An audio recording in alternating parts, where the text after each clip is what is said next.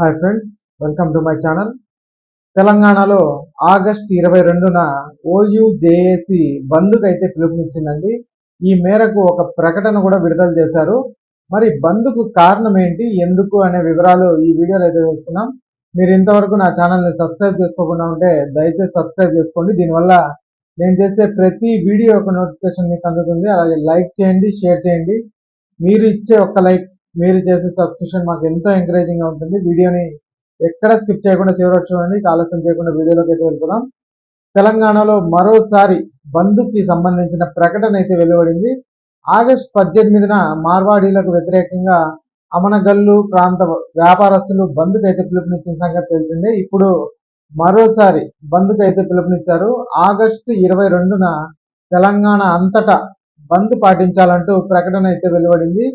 OUJAC Osmania university వాళ్ళు ఈ బంద్కి అయితే పిలుపునిచ్చారండి. ఇక ఆగస్టు 22న ఓయూజేఏసీ తెలంగాణ బంద్కు పిలుపునివ్వడానికి ప్రధాన కారణం మార్వాడీల అంశం అండి.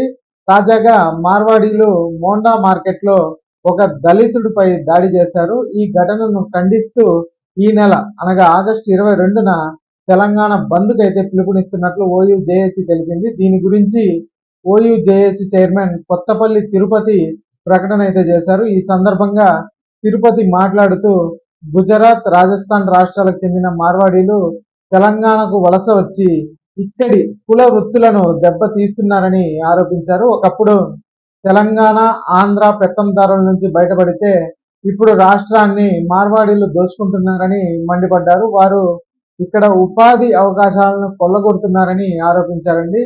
అక్కడితో ఆగకుండా స్థానికులపై దాడులకు పాల్పడుతున్నారంటూ ఆగ్రహం అయితే వ్యక్తం చేశారు.